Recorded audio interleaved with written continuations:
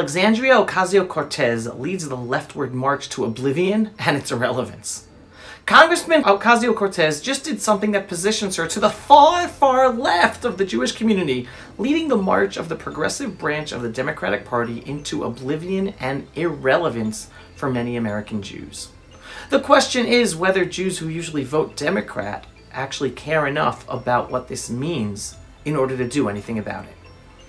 Congresswoman Alexandria Ocasio-Cortez was supposed to take part in an Americans for Peace Now event, memorializing former Israeli Prime Minister Yitzhak Rabin.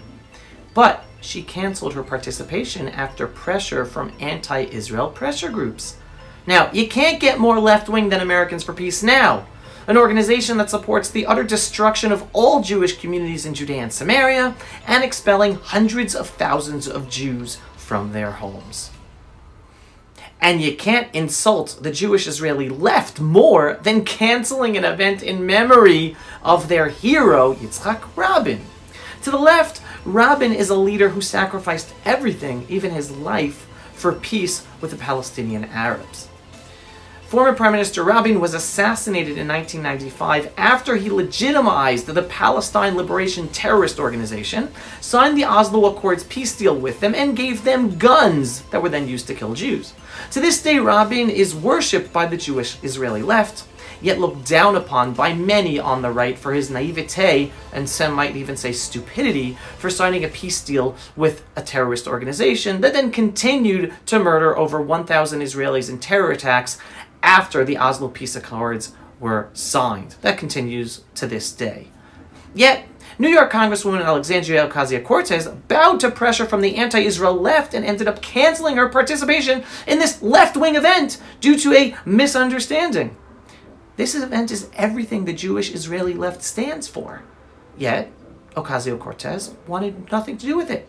Essentially because no matter how far left-wing it is still a pro-Israel event. Therefore, she doesn't want anything to do with it. The Jewish Israel Twitterverse responded with the painful truth about this act. Nadav Ayal, from a reporter from Israel TV Channel 13, left-wing and very anti-Netanyahu, tweeted, Congressman woman Ocasio-Cortez cancels her participation in a memorial for Rabin that is organized by Americans for Peace Now. Why? Cortez claims she wasn't told it was a real memorial. Either way, if the Cortez wing boycotts Rabin, it's hard to see what kind of Israeli would be legitimate in their eyes. Exactly. Avi Yisacharov, another Israeli journalist and the creator of the hit show Fauda, tweeted in English to, I guess, a friend of his, former New York Times columnist Barry Weiss. Barry, it's sad that instead of strengthening the moderates on both sides, she, Ocasio-Cortez, supports the extremists on one side. Such an ignorant and stupid move. Now for the real kicker, former Prime Minister Rabin's own granddaughter, Noah Rothman, a real left-winger, tweeted, After all, it was my late grandfather, Yitzhak Rabin, who said, You make peace with your enemies, not with your friends. Due to this brave historical act, he was assassinated. But of course, populism is easier. These are all full-blown leftists in Israel, not fans of Netanyahu or the right wing at all. Yet Ocasio-Cortez has shown them that even left-wingers like Rabin and a Peace Now event aren't kosher anymore. While this is waking up Israeli leftists to realize that the progressive wing of the Democratic Party is totally distancing itself from Israel, even the left wing of Israel, the question is how will Jewish Democrats in America respond? So, Anglo-Israeli journalist Shmuel Rosner hit the nail on the head in his tweet. Dear disappointed Jews, a banal decision, totally in line with everything else Ocasio-Cortez does, is not a disappointment. It is a wake-up call. Very true. Another Anglo-Israeli journalist, Haviv Rettin-Gur, tweeted, Also, let's face it, Rabin wouldn't have wanted her there. The only damage is to Peace Now, which learned they have less in common ground with a progressive left than they believed. And to Palestinians, because this is what counts as a victory among their advocates in the West. Really powerful and true. And I will leave you with a final tweet by a friend that sums up the real politic impact quite succinctly. The damage is also to the Democrats' hold on to the Jewish vote, and more broadly to the left's hold onto moderate Jews' loyalty and tribal affinity.